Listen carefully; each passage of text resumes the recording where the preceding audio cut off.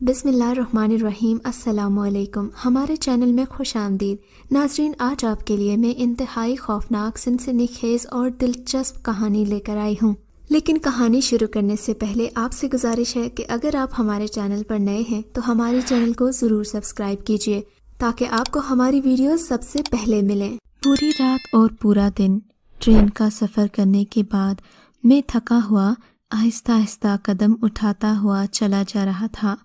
Train میں ایک پل بھی سو نہ سکا تھا۔ جب میں ٹرین سے اترا تو میرا دماغ شل ہو رہا تھا، سر میں سخت درد ہو رہا تھا، مجھے شدید بھوک کا احساس ہوا، مگر یہاں کہیں بھی ہوٹل نظر نہیں آ رہا تھا۔ آج کے دن رات میرے لیے منحوس ثابت ہوئے تھے۔ آخر دور سے مجھے ایک چھوٹا سا کھوکھا نظر آیا۔ میں نے کھوکھے والے سے رات کو ٹھہرنے کا کہا کہ ایسی جگہ بتاؤ جہاں رات گزار سکوں۔ اس نے سامنے اشارہ کیا کہ وہاں چلے جاؤ۔ میں اس کے اشارے پر آہستہ آہستہ چلتا ہوا اس ہوٹل میں پہنچ گیا۔ میں نے وہاں رات کو رہنے کی بات کی تو ایک آدمی بھاگا گیا اور چارپائی اٹھا کر ہوٹل کی چھت پر لے گیا، ایک چادر چارپائی پر بچھا دی اور مجھے اوپر چھت پر آنے کو کہا۔ میں لکڑی کی بنی ہوئی سیڑھیاں چڑھتا ہوا چھت پر گیا جو میرے چلنے سے ایسے کانپ رہی تھیں جیسے ابھی گر پڑیں گی۔ میں نے چارپائی کا جائزہ لیا، اس پر بیٹھ گیا۔ یہاں بیٹھ کر آس پاس کی ہوائیں بہت لطف دے رہی تھیں، ایسے لگ رہا تھا جیسے میں جنت میں آ گیا ہوں۔ سامنے کا منظر بھی بہت خوبصورت تھا، ہرے بھرے کھیت تھے جو کہ ہوا سے لہرا رہے تھے۔ میری نگاہیں گھومتے گھومتے ایک جگہ جا کر رک گئیں، وہاں ایسی رکیں کہ دوبارہ ہٹ نہ سکیں۔ وہاں کا منظر دیکھ کر میں حیران ہو رہا تھا۔ ایک تقریباً 8 یا 10 فٹ لمبا موٹا تازہ سانپ خود کو لپیٹے ہوئے گردن اٹھائے بیٹھا تھا۔ سامنے 50 سالہ عورت ایک مزار کے قریب بیٹھی ہوئی تھی۔ نہ تو سانپ اسے کاٹ رہا تھا، نہ جگہ سے ہل رہا تھا۔ میں کافی دیر سے یہ منظر دیکھ رہا تھا، ذہن میں طرح طرح کے خیالات آ رہے تھے۔ خدا کی قدرت دیکھ کر میں اش کر اٹھا کہ ایک عورت کی حفاظت سانپ کے ذمہ لگا رکھی ہے۔ کافی دیر تک یہ منظر دیکھتا رہا۔ آہستہ آہستہ اندھیرا پھیل گیا اور نہ جانے کب میں سو گیا۔ صبح ہوئی تو مجھے اس عورت کے بارے میں بہت تجسس ہوا۔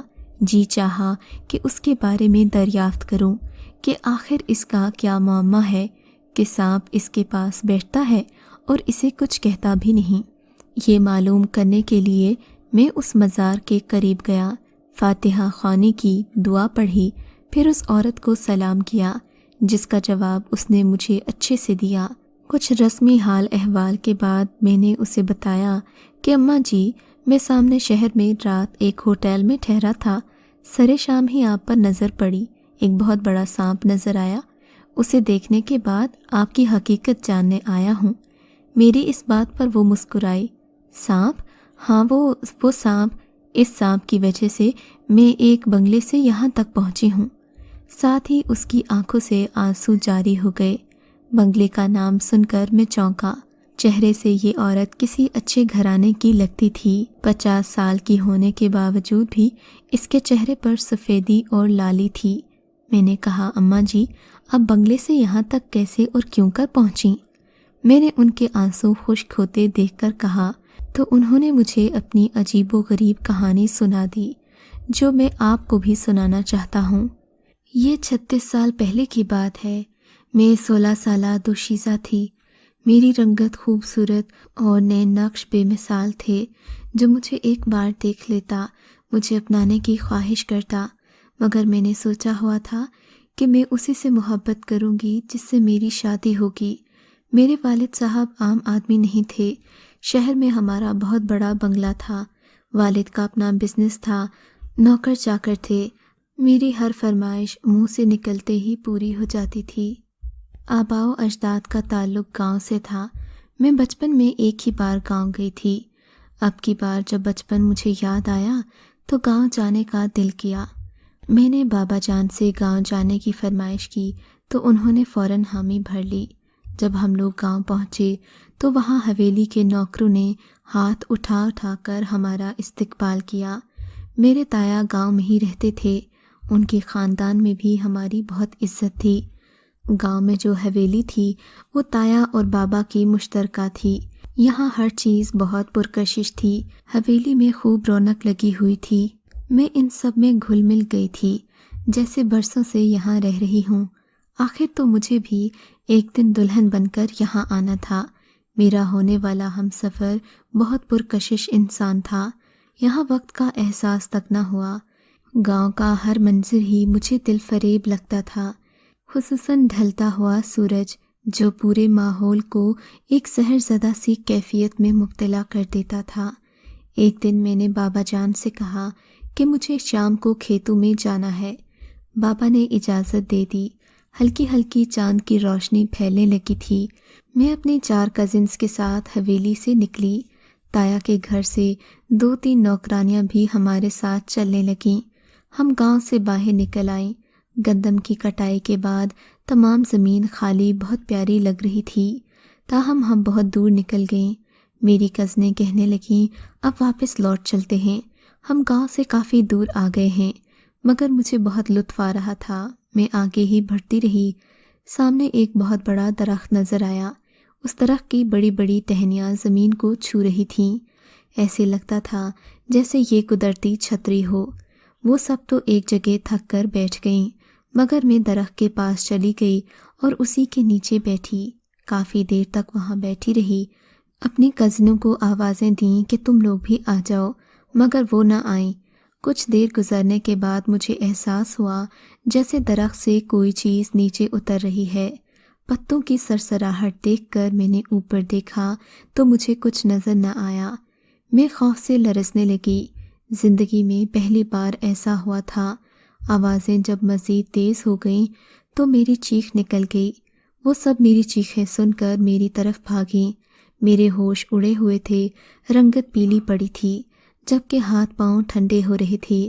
میری حالت دیکھ کر وہ بھی بہت پریشان ہو گئیں۔ انہوں نے مجھے ایک جگہ بٹھایا۔ میرے ہوش و حواس درست ہوئے تو پوچھنے لگیں کہ کیا ہوا، کیوں چیخی تھی۔ میں انہیں کچھ بتانے ہی والی تھی کہ کھیتوں میں وہی کسی کے آنے کی آوازیں آنے لگیں۔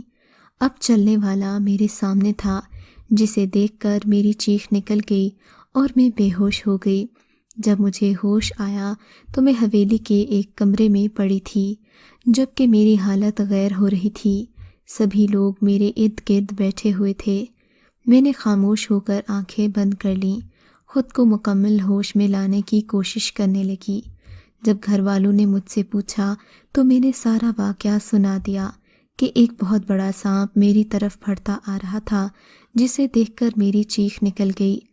بابا جان بولے بیٹی اطمینان رکھو، یہ سانپ شام تک زندہ نہیں رہے گا، اور وہ درخت جس سے تمہیں خوف آیا تھا وہ بھی شام کو کسی کو نظر نہیں آئے گا۔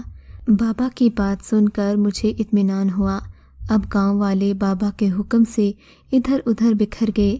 جہاں کہیں انہیں سانپ نظر آیا اسے مار کر ڈبے میں ڈالتے گئے۔ ان سانپوں میں چھوٹے بڑے کئی سانپ تھے۔ شام سے پہلے ہی درخت کا نام و نشان بھی ختم ہو چکا تھا۔ حویلی کے باہر درجنوں مردہ سانپ پڑے تھے، وہ مجھے دکھائے گئے، مگر وہ سانپ نظر نہ آیا۔ میں نے کہا ان میں وہ سانپ نہیں ہے، مگر اس جتنے اتنے ہی لمبے 2-3 سانپ ہیں، شاید انہی میں سے ایک ہو۔ بہرحال مردہ سانپ دیکھ کر میرا خوف ختم ہو گیا۔ میرے منگیتر کو میری بہت فکر تھی۔ خیر یہ بات آئی گئی ہو گئی۔ ایک دن میں اپنی کزنز کے ساتھ حویلی کی چھت پر بیٹھی تھی۔ اوپر آسمان پر چاند اپنی ٹھنڈی روشنی بکھیرنے میں مصروف تھا۔ میں کزنوں کے ساتھ حویلی کی وسیع ترین چھت پر ادھر ادھر چکر لگا رہی تھی۔ پھر اس جگہ کو غور سے دیکھنے لگی جہاں کل رات پتوں کے بار بار ہلنے کی آوازیں آ رہی تھیں، مگر آج وہاں درخت کا نام و نشان نہیں تھا۔ اس درخت کی جگہ دھواں کافی دیر تک اٹھتا رہا، جس سے اندازہ ہوتا تھا کہ چڑیلوں جنوں کے بچوں کی اموات ہوئی ہیں اور ان کا گھر اجاڑا گیا تھا۔ اس جگہ سے میرا دھیان ہٹا تو حویلی کی دیوار کے قریب جا کر نظر رک گئی۔ ایک مرتبہ پھر میں خوف سے کانپنے لگی۔ حویلی کی دیوار کے قریب وہی لمبا سا سانپ بیٹھا نظر آیا، جس کی تمام تر توجہ میری طرف تھی، جیسے مجھے ابھی ختم کر دے گا، اپنے زہریلے دانتوں سے مجھے دبوچ دے گا۔ سانپ رینگتا ہوا حویلی کے لان میں داخل ہو گیا۔ میں نے اسے دیکھتے ہی زور زور سے چیخنا چلانا شروع کر دیا۔ میری چیخیں سن کر حویلی میں نوکروں نے افراتفری پھیلا دی۔ میرے منگیتر صاحب ہاتھ میں ڈنڈا پکڑے سانپ کو تلاش کرنے میں مصروف تھے، مگر سانپ جیسے ہی حویلی میں اندر آیا وہ غائب ہو گیا۔ تلاش کرتے کرتے سبھی نوکر چاکر نڈھال ہو گئے، مگر وہ کہیں نہ ملا۔ آخر اسے میرا وہم قرار دے کر سبھی نے بات کو نظر انداز کر دیا، مگر میرے اندر ایک ہلچل مچی ہوئی تھی۔ میں نے اسے اپنی آنکھوں سے حویلی میں اندر داخل ہوتے دیکھا تھا، پھر وہ کہاں گیا؟ ضرور کوئی نہ کوئی واقعہ ہونے والا تھا۔ ہم سب لڑکیاں چھت سے نیچے اتر آئیں اور کمرے میں بیٹھ کر ادھر ادھر کی باتیں شروع کر دیں۔ میں اپنے ساتھ جو تحائف لے کر آئی تھی سبھی کو دیے۔ انہوں نے میرے تحائف بہت پسند کیے۔ ابو جان نے جو چیزیں لائی تھیں وہ ان کے سامنے رکھ دیں۔ کافی دیر باتوں کا سلسلہ چلتا رہا۔ اس کے بعد میں اپنے کمرے میں آ گئی، جہاں ایک اعلیٰ ڈیزائن سے تیار کردہ پلنگ تھا۔ یہاں سجاوٹ بھی بہت خوبصورت تھی، مگر مجھے سانپ کی باتیں بھول نہیں پا رہی تھیں۔ خیر نہ جانے کب میں نیند کی وادی میں کھو گئی۔ صبح ناشتے کی ٹیبل پر بیٹھی تو ایسے محسوس ہوا جیسے کوئی بار بار میرے پاؤں کو چھیڑ رہا ہے۔ میرے سامنے میرا منگیتر بیٹھا تھا۔ میں سمجھ چکی تھی کہ وہ شرارت کر رہا ہے، لہٰذا میں نے کچھ نہ کہا، مگر یہ خوشی مجھے راس نہ آئی، کیونکہ اس بار اس نے چھیڑ خانی نہیں کی تھی، بلکہ کسی نے میرے پاؤں کی انگلی کو زور سے کاٹا تھا۔ میں تڑپ گئی۔ سامنے میز پر پڑے برتن ادھر ادھر گر گئے۔ سبھی لوگ حیران رہ گئے۔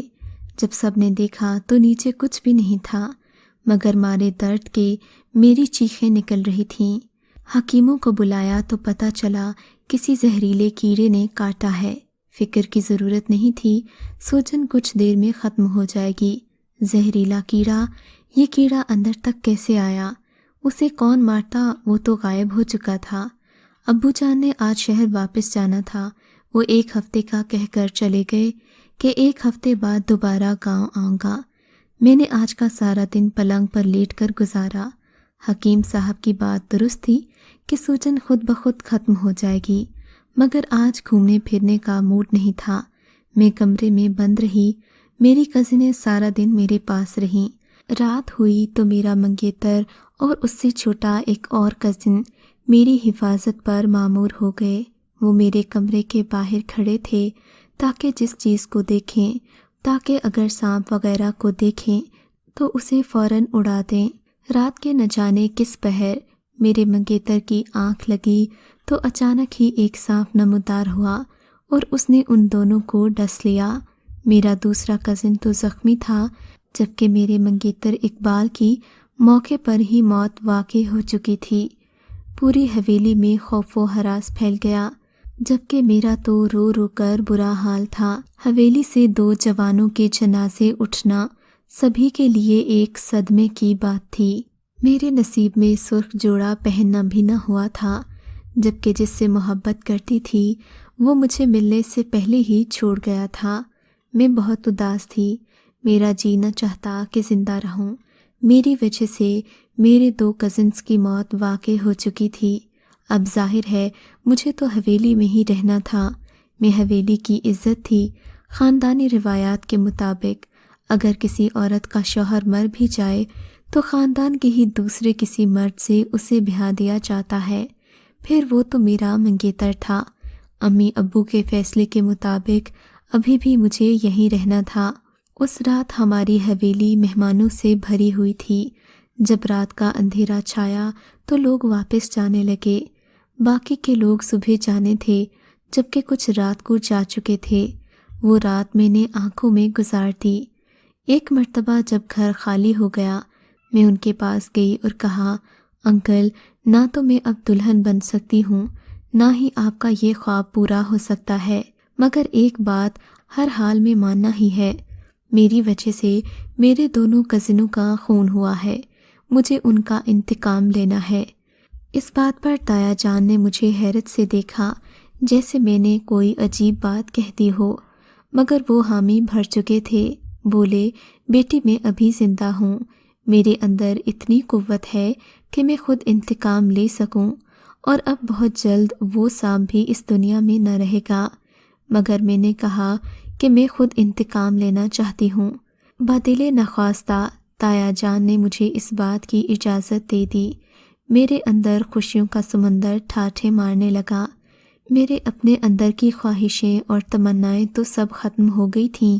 ویسے بھی خاندان سے باہر ہمارے رشتے تو ہوتے نہ تھے، ایک دو لڑکے اور تھے جو ابھی جوان نہیں ہوئے تھے۔ بہرحال مجھے اب سانپ سے انتقام لینا تھا۔ رات ہونے کے انتظار میں نے شام یوں ہی گزار دی۔ میری کزنیں بھی بھائیوں کی جدائی سے چپ چپ سی رہنے لگی تھیں۔ گھر میں جو کبھی کہے رونما ہوا کرتے تھے اب ختم ہو گئے تھے۔ اب میں سانپ کا خود سامنا کرنے کی ہمت کر چکی تھی۔ میں حویلی کی چھت پر چلی گئی۔ میرے ہاتھ میں 2 موٹے موٹے ڈنڈے تھے۔ ان ڈنڈوں کے آگے نوکدار گولے لگے ہوئے تھے جو کہ مضبوط سٹیل کے بنے تھے۔ یہ خصوصاً سانپوں کو مارنے کے لیے بنائے جاتے ہیں، کیونکہ ہمارے گاؤں میں سانپوں کی بھرمار تھی۔ خیر، رات کو میں حویلی کی چھت پر چلی گئی۔ چاند کی روشنی تیز ہوتی گئی، ہر طرف سناٹا ہو گیا، تو مجھے حویلی کے باہر سے ایسا محسوس ہوا جیسے کوئی چھت پر آنے کے لیے جدوجہد کر رہا ہے۔ میں نے ہاتھ میں پکڑا ڈنڈا سیدھا کر لیا اور اس کے نشانہ باندھنے لگی۔ دیکھتے ہی دیکھتے ایک سانپ چھت کی منڈیر پر رینگتا ہوا نظر آیا۔ میں نے اسے دیکھتے ہی ڈنڈے سے نشانہ باندھا۔ میرا نشانہ خطا نہ گیا اور سانپ خونخوار ہو چکا تھا۔ اس نے زخمی حالت میں انگڑائی لی اور دم کے سہارے کھڑا ہو گیا۔ اتنے میں نے اس پر ایک اور وار کیا تو وہ نیچے گر پڑا۔ وہاں سے دھواں اٹھنے لگا۔ دھوئیں سے عجیب قسم کی خوفناک آوازیں بلند ہوئیں۔ میں چاہتا تو تمہیں ایک لمحے میں ختم کر دیتا، جلا کر راکھ کر دیتا، مگر تمہارے ساتھ ایسا نہیں کر سکتا۔ تم نے مجھے ختم کرنے کی کوشش کی ہے، اس کی سزا تمہیں ایسی دوں گا کہ تم یاد رکھو گی۔ تمہارے سامنے تمہارا سب کچھ تباہ کر دوں گا۔ تمہاری اس حرکت کا بدلہ تم جلد پالو گی۔ اتنا کہنے کے بعد ہی دھواں غائب ہو گیا۔ میں خوف سے لرز رہی تھی، پسینے سے بھیگی ہوئی سیڑھیاں اترتی نیچے آ گئی۔ جب میں نے اس حقیقت سے اپنے گھر والوں کو آگاہ کیا تو وہ سب بھی خوفزدہ ہو گئے۔ میں نے تایا جان سے کہا کہ ہمیں یہ حویلی چھوڑ دینی چاہیے، مگر وہ بولے حویلی خالی کر دیں، یعنی اپنا وقار، اپنا ٹھاٹ باٹ ختم کر کے چوروں کی طرح یہاں سے چلے جائیں، یہ تو بزدلوں والی بات ہے۔ ارے بیٹا، میں نے تو رات کے اندھیرے میں شیروں کو شکار کیا ہے، یہ تو سانپ ہے، میں اسے خود سنبھالوں گا، کچھ نہیں ہوگا۔ میں نے تمہیں پہلے ہی کہا تھا یہ تمہارے بس کی بات نہیں ہے، مگر تم ضد پر قائم رہیں، حالانکہ میں جانتا تھا تم اکیلی اسے ختم نہیں کر پاؤ گی۔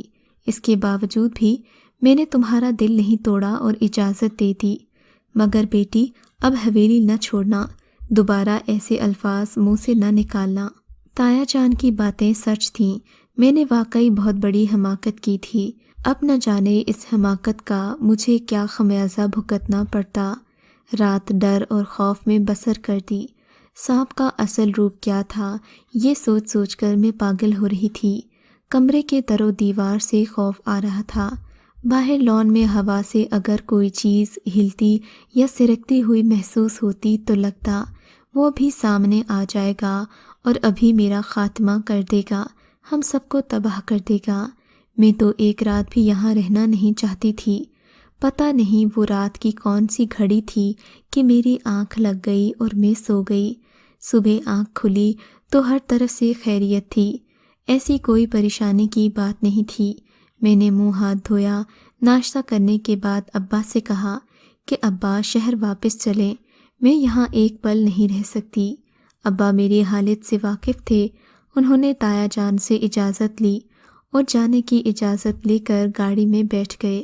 ابا نے ڈرائیونگ سیٹ سنبھالی، امی فرنٹ سیٹ پر بیٹھ گئیں، میں پچھلی سیٹ پر بیٹھی۔ گاڑی گاؤں سے باہر نکلی تو ابو نے گاڑی کی رفتار تیز کر دی۔ آج ابو بہت تیز گاڑی چلا رہے تھے۔ میں نے ابو کو روکنا چاہا مگر انہوں نے کوئی جواب نہ دیا۔ ان کے چہرے پر بھی خوف طاری تھا۔ پھر اچانک نہ جانے کیا ہوا کہ ان کے ہاتھ پاؤں کانپنے لگے۔ میں نے کہا ابو گاڑی روکو۔ ابو بمشکل بولے بیٹی میں گاڑی نہیں چلا رہا، مجھے کسی نے اپنے بازو میں جکڑ رکھا ہے۔ گاڑی بجائے کہ شہر کی طرف جانے کی ایک ویرانے کی طرف جا رہی تھی۔ میں نے گاڑی میں بیٹھے بیٹھے چیخیں مارنا شروع کر دیں۔ اچانک ہی ایک غیبی تھپڑ میرے منہ پر پڑا اور میں بے ہوش ہو گئی۔ ہوش آیا تو ایک ٹوٹی پھوٹی سڑک کے کنارے پڑی ہوئی تھی۔ کچھ دور ایک کھائی سے دھواں اٹھتا نظر آیا۔ میں نے دھواں دیکھتے ہی اس طرف بھاگنا شروع کر دیا۔ ایک چیخ میرے منہ سے نکلی اور اس سے قبل کہ میں کھائی میں گرتی کسی غیبی طاقت نے سنبھال لیا۔ میں وہیں کی وہیں رک گئی۔ مجھے ایک جگہ امی ابو کی جلی ہوئی لاشیں نظر آئیں۔ میں نے رونا پیٹنا شروع کر دیا مگر اس ویرانے میں کون تھا جو میری مدد کرتا؟ یہ کوئی ویرانہ تھا مگر دھوپ اس قدر شدید تھی کہ لگتا تھا سورج زمین کے بالکل قریب آ گیا ہے۔ مجھے نہیں معلوم تھا کہ یہ کون سی جگہ ہے۔ میں نے یہ ویرانہ پہلی مرتبہ دیکھا تھا۔ میں ایسی جگہ کھڑی تھی جہاں انسانی آمد و رفت نہیں تھی۔ یہ ایک تپتا ہوا میدان تھا جس میں کئی جھاڑیاں تھیں جہاں سانپ اور نیولے ادھر ادھر بھاگ رہے تھے۔ میں جلتی دھوپ میں تنے تنہا کھڑی امی ابو کی جلی ہوئی لاشیں دیکھ دیکھ کر رو رہی تھی۔ چند گز کے فاصلے پر وہی سانپ ایک جھاڑی سے نکلتا ہوا نظر آیا۔ جھاڑی سے باہر نکل کر اپنی دم پر کھڑا ہو گیا۔ اس کے جسم پر خون کے دھبے تھے جو یہ چیز ظاہر کر رہے تھے کہ وہ ابھی تک زخمی ہے، مگر زخمی ہونے کے باوجود وہ بہت طاقت تھا۔ اس کے سامنے میں کچھ بھی نہیں تھی۔ میں نے اپنے ماں باپ کی جلی ہوئی لاشوں کو دیکھا تو چیخ اٹھی، آگے بڑھو، پی جاؤ میرا خون، مجھے کیوں چھوڑا ہے تم نے؟ کیوں ختم نہیں کرتے؟ کیوں میری جان نہیں لیتے تم؟ میری چیخوں کا اس پر کوئی اثر نہ ہوا۔ وہ آگے بڑھا اور نہ ہی مجھے کچھ کہا، وہیں سے غائب ہو گیا۔ میں نے اپنے زخموں کا انتقام لے لیا ہے۔ مجھے اس کی آواز گونجتی ہوئی محسوس ہوئی۔ واقعی یہ بہت عبرتناک انتقام تھا۔ میری تو دنیا اندھیری ہو گئی تھی۔ میں تو ایک بے بس سی لڑکی تھی، اس کا کیا بگاڑ سکتی تھی؟ اپنی بربادی کا ماتم کرتی میں نے ایک راستے کا انتخاب کیا اور ایک طرف چل پڑی کہ کہیں نہ کہیں تو پہنچوں گی۔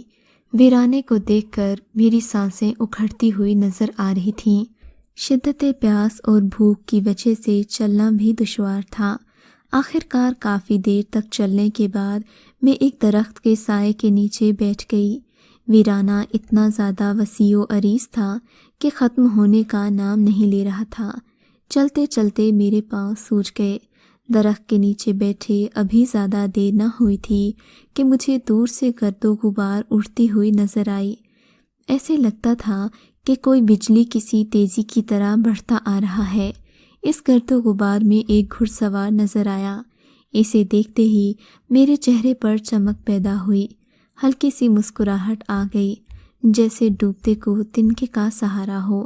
میں بھوکی پیاسی وہاں سے اٹھی، سر سے دوپٹہ اتار کر ہاتھ میں پکڑ لیا اور لہراتی ہوئی بھاگنے لگی۔ کئی بار میں زمین پر گری، زخم بھی لگے، مگر مجھے اس کی پرواہ نہیں تھی۔ میرے دوپٹے سے اشارے کرنے سے وہ سمجھ چکا تھا۔ اس نے گھوڑے کی رفتار کم کر لی اور میرے قریب آ کر رک گیا۔ وہ کسی شہزادے سے کم نہیں تھا، شاید راستہ بھول کر ادھر آ نکلا تھا یا کوئی فرشتہ تھا، میری مدد کو آیا تھا۔ مجھے دیکھتے ہی اس نے کہا، یہاں سے چلو۔ پھر اس نے مجھے اپنے گھوڑے پر بٹھا لیا۔ میری رنگت اڑی ہوئی تھی۔ ایک درخت کے نیچے آ کر وہ کھڑا ہو گیا۔ اس کے پاس ایک بیگ تھا جس میں سے اس نے چند روٹیاں اور سالن نکالا۔ لگ رہا تھا کہ ابھی ابھی کسی نے پکا کر بھیجا ہو۔ اس نے ایک بوتل پانی کی نکالی جس سے میں نے اپنی پیاس بجھائی اور وحشیوں کی طرح کھانا بھی کھا لیا۔ میری نظر اس پر پڑی تو میں شرمندہ ہو گئی۔ کھانے سے ہاتھ روک لیا، مگر اس نے مسکراتے ہوئے مجھے تسلی دی۔ کھانے کے بعد وہ کہنے لگا، میں تمہارا عاشق ہوں۔ تمہیں جب پہلی بار دیکھا تھا تو میں نے تم پر اپنا دل پھینک دیا تھا۔ تم جیسی حسین لڑکی میں نے آج تک نہیں دیکھی۔ میں نے بھی پیار کا ناٹک کیا تاکہ اس خوفناک جھاڑیوں سے نکل کر یہ لڑکا مجھے کسی انسانی بستی میں لے چلے تاکہ میں لوگوں کی مدد حاصل کر لوں۔ مجھے اس ویرانے سے خوف آ رہا تھا۔ میں نے کہا، ہاں مجھے بھی تم سے ابھی ابھی پیار ہو گیا ہے۔ تم میرے خوابوں میں آتے تھے، تم میری زندگی کے ایک ایک پل میں شامل ہو۔ چلو مجھے یہاں سے لے چلو، مجھے اس ویرانے سے نکال دو۔ میری بات پر ہنسنے لگا اور کہنے لگا، تم جھوٹ بولتی ہو، تم تو مجھ سے نفرت کرتی ہو، میری دشمن ہو، میری جان کی پیاسی ہو۔ وہ ایک دم گر جا تو مجھے لگا جیسے زمین پھٹ جائے گی۔ میں سہم سی گئی اور خاموش ہو کر اپنی آنکھیں بند کرنے لگی۔ اچانک مجھے خیال آیا، میں تو ایک سانپ سے ہی دشمنی رکھتی ہوں اور مجھے اسی سے نفرت ہے۔ یہ خیال آتے ہی میں نے آنکھیں کھولیں تو سامنے کوئی نہیں تھا۔ وہ شہزادہ غائب ہو چکا تھا، جبکہ دور ایک سانپ مجھے جھاڑیوں میں گھستا ہوا نظر آیا۔ گھوڑا بھی غائب تھا۔ مجھے اب خوف آنے لگا تھا۔ اب رات کا اندھیرا بڑھ رہا تھا، میرا دل زور زور سے دھڑک رہا تھا۔ مجھے بہت پریشانی ہو رہی تھی، امی ابو اور کزنز کی یاد آ رہی تھی۔ میں اللہ تعالیٰ سے رحمت کی دعائیں مانگنے لگی۔ میں نے گڑ گڑا کر اپنے گناہوں کی معافی مانگی اور اللہ سے التجا کی کہ مجھے اس ویرانے سے نکال دے۔ شاید اللہ نے میری دعا سن لی تھی۔ اسی ویرانے میں مجھے تھوڑی ہی دیر بعد چند آدمی آتے دکھائی دیے۔ شاید یہ اسی جنگل میں رہنے والے تھے یا پھر کسی شکار کی نیت سے آئے تھے۔ میں نے ان لوگوں کو اپنے حالات بتائے تو انہوں نے میرے بتائے ہوئے پتے کے مطابق مجھے حویلی پہنچا دیا۔ یہاں آ کر میں اپنی کزنز کے گلے لگ کر خوب روئی تھی۔ امی ابو کے بارے میں بتایا تو حویلی میں ایک بار پھر سوگ کی کیفیت چھا گئی۔ کچھ دن امی ابو کی وفات کا ماتم ہوتا رہا، پھر حویلی میں سب کچھ معمول پر آ گیا۔ سچ ہے، مرنے والوں کے ساتھ مرا تو نہیں جاتا، مگر اس دن کے بعد سے میری زندگی مکمل بدل گئی تھی۔ اب میں تایا تائی کے رحم و کرم پر تھی۔ انہوں نے میری زندگی کا فیصلہ گاؤں کے ایک نوجوان کامران کے ساتھ کر دیا، کیونکہ خاندان میں تو کوئی نہیں بچا تھا جس سے میری شادی کی جاتی۔ میں لاکھ منع کرتی رہ گئی مگر کسی نے میری نہ مانی۔ سانپ کے اس انتقام کا اندازہ تو سبھی کو ہو چکا تھا، اس لیے مولوی صاحب کے دیے ہوئے 2 تعویذ، ایک تعویذ میرے گلے میں پہنا دیا گیا اور دوسرا تعویذ کامران کو دیا گیا۔ مجھے اس نکاح سے بہت ڈر لگ رہا تھا، کیونکہ جو کچھ میرے منگیتر کے ساتھ ہوا تھا، ایسے ہی حادثے کا خوف مجھے اپنے ہونے والے شوہر کے ساتھ تھا، مگر ایسا کچھ نہ ہوا۔ میں اور میرا شوہر زندہ سلامت ہی رہے۔ 1 ماہ یوں ہی گزر گیا۔ مجھے ان کے گھر چھت پر ایک دن وہی سانپ بیٹھا نظر آیا۔ خطرے کے الارم بج چکے تھے، یعنی کچھ نہ کچھ ہونے والا تھا۔ اس بار سانپ نے سوائے ڈرانے کے اور کچھ نہیں کیا، شاید کہ تعویذ کا اثر تھا۔ پھر تقریباً ہر ماہ وہ مجھے اپنے گھر کی چھت پر نظر آتا اور پھر غائب ہو جاتا۔ 1 سال گزر گیا، دوسرا سال بھی بیت گیا۔ خدا نے مجھے اولاد کی نعمت سے محروم رکھا، مگر کامران نے میرا پورا ساتھ دیا اور میرا حوصلہ بڑھایا۔ اللہ نے آخر ہماری مراد پوری کر ہی دی۔ میری شادی کے 3 سال بعد اللہ نے مجھے اولاد سے نوازا، مگر یہ اولاد میرے لیے خوشی کا باعث نہیں تھی۔ یہ کوئی انسان کا بچہ نہیں تھا، اس کا ایک لوتھڑا تھا، نہ ہی سر اور نہ ہاتھ، نہ پاؤں، اور پیدائش سے گاؤں میں یہ خبر پھیل گئی کہ میرے گھر بلا پیدا ہوئی ہے۔ چند سال اور گزرے، ایک اور بچہ پیدا ہوا۔ اسے دیکھ کر بھی میں ڈر گئی۔ اس کا پورا جسم ٹھیک تھا، مگر صرف ایک آنکھ تھی، وہ بھی ماتھے پر۔ گاؤں میں ایک بار پھر شور پیدا ہو گیا کہ میرے ہاں بلا پیدا ہوئی ہے۔ عورتیں میرے بارے میں طرح طرح کی باتیں کرتیں، میرے دل پر تیر کی طرح لگتیں۔ میں اندر ہی اندر کڑھتی، آنسوں سے خود کو بھگو لیتی۔ کامران مجھے تسلی دیتے اور کہتے کہ لوگوں کی باتوں سے دل برداشتہ نہ ہو، خدا بہتر کرے گا۔ میں رو رو کر اللہ سے دعائیں مانگتی، مگر شاید میری دعاؤں میں بھی کوئی اثر نہیں تھا۔ یوں ہی میرے اب نارمل بچے پیدا ہوتے گئے۔ میرا دل چاہا میں خودکشی کر لوں، مگر کامران نے مجھے یہ حرام کام نہ کرنے دیا۔ ان عجیب المخلوق بچوں کی پیدائش پر ڈاکٹر بھی پریشان تھے کہ کیا وجہ ہے ایسی اولادیں پیدا ہو رہی ہیں۔ میرا چوتھا بچہ نارمل پیدا ہوا۔ وہ بے حد خوبصورت تھا، مگر وہ بھی زیادہ دن زندہ نہ رہا۔ ایک دن اس نے تڑپ تڑپ کر جان دے دی۔ ہم نہ سمجھ پائے کہ اس کی موت کی کیا وجہ ہے۔ میری ایک سہیلی نے مجھے ایک بزرگ کا بتایا اور کہا کہ تمہیں اب یہاں جانا چاہیے، ہو سکتا ہے تم پر یہ جو نحوست کا سایہ ہے یہ ختم ہو جائے۔ اللہ تعالیٰ کے نیک لوگ جب انسان کے لیے دعا کرتے ہیں تو ان کے وسیلے سے انسان کو ضرور کوئی نہ کوئی فائدہ ہوتا ہے۔ اس عرصے میں نے اللہ کے نام پر بہت کچھ دیا تھا۔ میرے نام کا لنگر صبح سے شام تک چلتا۔ میں نے ایک ملازم بھی رکھا تھا جو میرے کہنے پر تھوڑی تھوڑی زمینیں بیچ کر پیسے لاتا رہتا اور وہ میں خدا کے نام پر لنگر تقسیم کرتی۔ وہاں میری کہانی کا کسی کو علم نہیں تھا۔ گاؤں کی عورتیں مجھے دعوت دیتی کہ ہمارے گھر آ کر رہ لیا کرو، مگر میں جس مزار پر گئی تھی وہیں رہنا پسند کرتی تھی۔ ان بزرگ کے مزار پر کوئی شخص غلط حرکت نہیں کر سکتا تھا۔ اگر کوئی ایسا کرتا تو اس کا فوری نتیجہ دیکھ لیتا۔ 5 سال تک میں اس مزار پر دن رات مسلسل حاضری دیتی رہی، مگر اس دوران سانپ مزار پر آتا اور کافی دیر بیٹھنے کے بعد غائب ہو جاتا۔ میں اتنا تو جان چکی تھی کہ سانپ کا مجھ پر سایہ ہے جو چاروں طرف سے مجھے گھیرے ہوئے ہے۔ 5 سال حاضری دیتے گزر گئے۔ میں نے گاؤں کی مسجد کو وسیع کر کے مزار کے ساتھ ہی ملا دیا۔ لنگر صبح سے شام تک چلتا تھا، دیگیں پکتی اور غریب لوگ کھانا کھاتے، اور شاید خدا نے میری سن لی تھی۔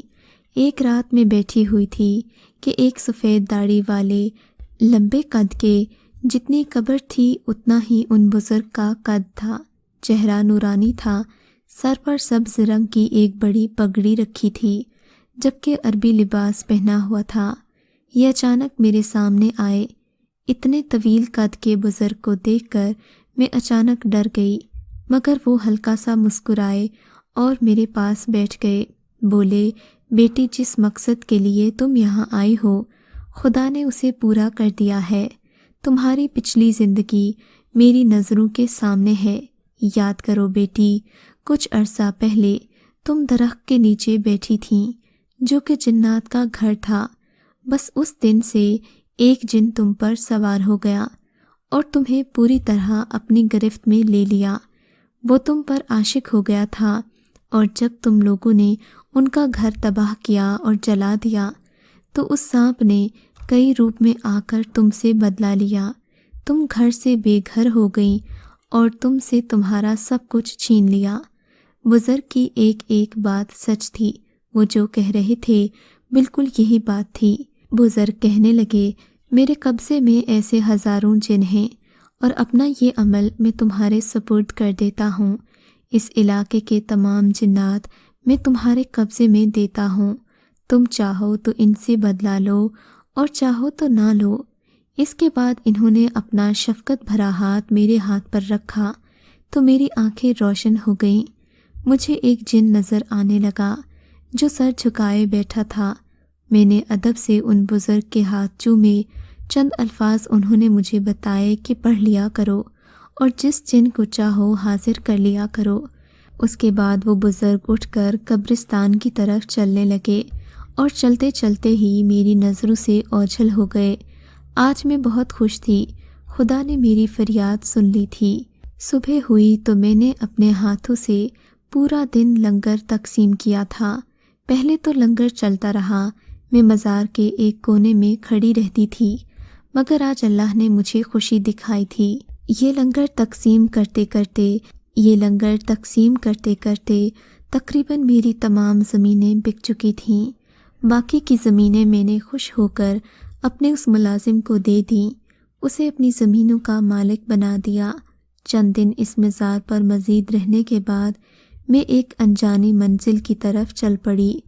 میں نے ایک ویرانے کا انتخاب کیا، وہاں رات کو وہی بزرگ کے بتائے ہوئے الفاظ پڑھ کر پھونکے تو اپنے اس عاشق جن کو ظاہر کیا۔ یہ اس صورت میں حاضر ہوا جیسے ایک دفعہ جنگل ویرانے میں گھوڑے پر سوار ہو کر آیا تھا، میرے لیے کھانا اور پانی لایا تھا۔ اس کی یہ نیکی میری نظروں کے سامنے تھی۔ پھر وہی کلمات پڑھ کر میں نے اس کے تمام خاندان کو حاضر کیا، جس میں چڑیلیں بھی شامل تھیں۔ کم و بیش 40-50 جن اور چڑیلیں میرے سامنے تھیں۔ میں نے اپنے عاشق جن سے کہا، تم نے میرا خاندان تباہ کیا، آج میں تمہارا خاندان تباہ کر دوں گی۔ پھر میں نے چند الفاظ پڑھ کر ان سب پر پھونک ماری تو سبھی میرے سامنے تڑپنے اور چیخنے لگے، پھر ایک راکھ اور دھواں کی صورت میں غائب ہوتے گئے۔ ان کا خاتمہ کرنے کے بعد میں نے اس سے کہا، جس طرح تم نے مجھے تنہا کیا، آج میں نے تمہیں تنہا کر دیا۔ میں بھی اکیلی ہوں اور تم بھی اکیلے ہو۔ میں تمہیں آج اس لیے معاف کرتی ہوں کہ تم نے جنگل میں مجھے کھانا کھلایا اور پانی پلایا تھا، ورنہ آج تمہاری بھی راکھ اڑاتی۔ اب تمہاری یہ ڈیوٹی ہے کہ جہاں میں کہوں مجھے منٹ سے پہلے پہنچنا ہے۔ اماں جی نے ٹھنڈی سانس لی اور بولی، بیٹے، اس دن سے لے کر آج تک میں مختلف مزاروں پر جاتی ہوں، آج یہاں ہوں تو کل کہیں اور ہوں۔ یہ خدا کے نیک بندے ہوتے ہیں اور خدا کے نیک بندے مرتے نہیں، زندہ ہیں۔ یہاں گزرتے ہوئے یہ چھوٹا سا مزار نظر آیا تو میں یہاں چلی آئی، اور آج جانے ہی والی تھی کہ تم آ گئے۔ میں نے اماں جی سے اجازت لی، انہوں نے مسکرا کر مجھے اجازت دی۔ اٹھ کر مزار پر آخری بار دعا کی اور میں واپس مڑ کر چلنے لگ گیا۔ کافی دور آ کر جب میں نے پیچھے مڑ کر مزار پر دیکھا تو وہ عورت غائب تھی۔ میں وہاں سے پیدل ہی دوست کے گاؤں پہنچ گیا اور تمام کہانی اسے سنا دی۔ وہ بھی اس عورت سے ملنے کی خواہش کرنے لگا کہ نہ جانے اب دوبارہ اس عورت کا کب گزر ہوگا اور کب اس کا دیدار ہوگا۔ اس بیچاری کے ساتھ کیا کچھ نہیں ہوا۔ اگر یہ سب کچھ میرے ساتھ ہوتا تو میں یقیناً کب کا ختم ہو چکا ہوتا۔ میں اس کے صبر کو داد دینا چاہتا ہوں کہ اس نے ایسی جنگ لڑی، حالانکہ اس کا سب کچھ تباہ ہو گیا، مگر لاکھ ڈھونڈنے کے باوجود بھی ہمیں وہ عورت دوبارہ اس مزار پر دکھائی نہیں دی۔